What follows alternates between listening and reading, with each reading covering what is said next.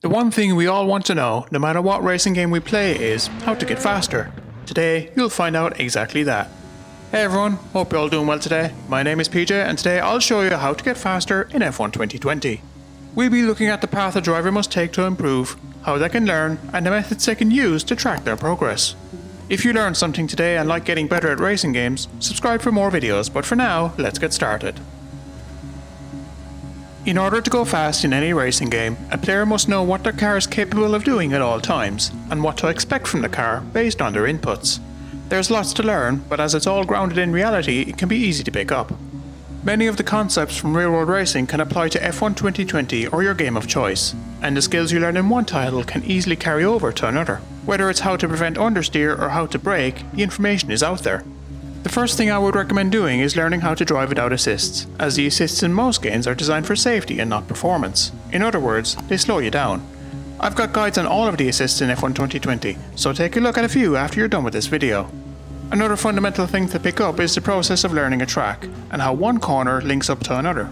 Once you understand the various types of corners out there and how to approach each one, you can use that knowledge when you come across similar corners at other tracks. Again, I've got a guide on this if you need help. One thing you might want to do is write down a list of things you feel you struggle at, and use that as a checklist of things to master. Once you fully understand a skill or how to drive without a certain assist, check it off, and by the time you've cleared the list you should see some improvement. To improve, however, we need practice, and there's a way of doing that which can help fast track your progress. While it's possible to improve by simply racking up the laps and gaining experience, your rate of improvement can increase with focused practice sessions.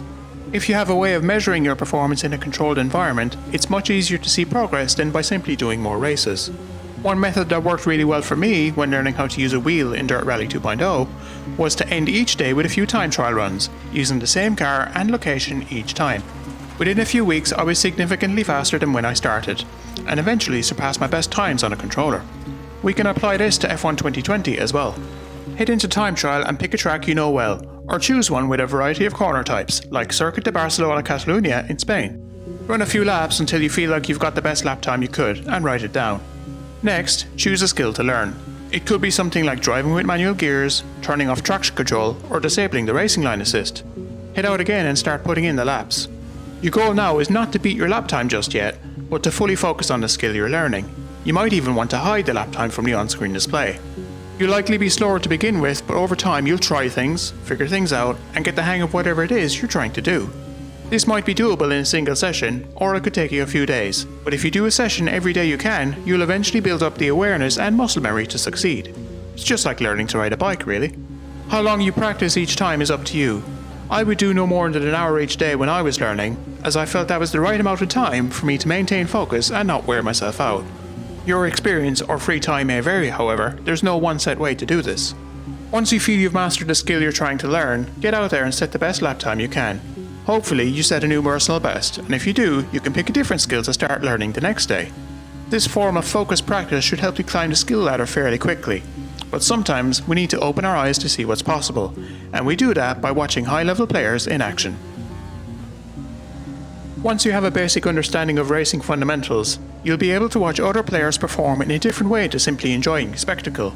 This is where high-profile events like F1 esports or top league races come in. In these events, the best players get to compete, and many of the races are broadcasted live on Twitch and YouTube. As you watch onboards from these drivers, take note of how they approach certain corners, how late they brake, or how early they turn. If you felt in your practice that braking at 100 meters was your limit, seeing a pro brake at a 50-meter board shows you that there's time to be gained, and you can try to emulate that in your next session. The more you play racing games and understand how cars navigate corners, the more you'll pick up on things like this.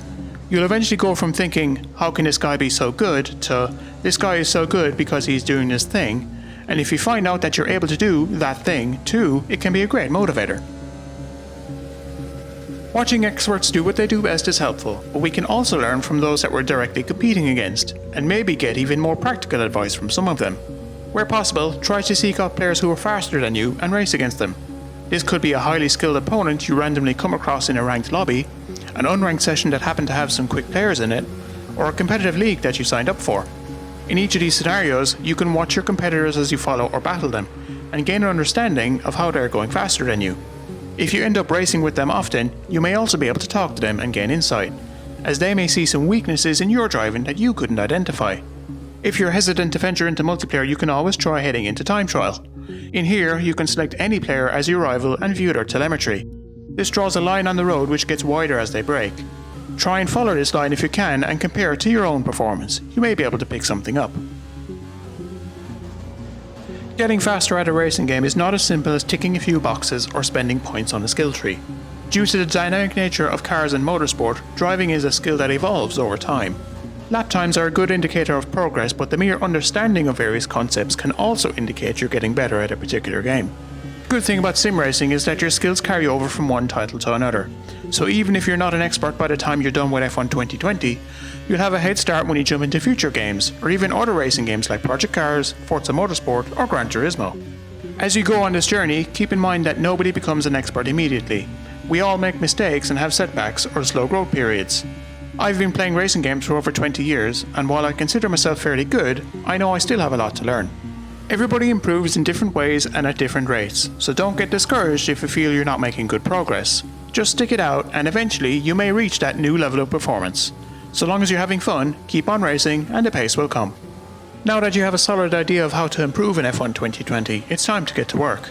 Check out the guide on screen now for my recommendations on which assists to turn off first, or explore another video from my channel on the left.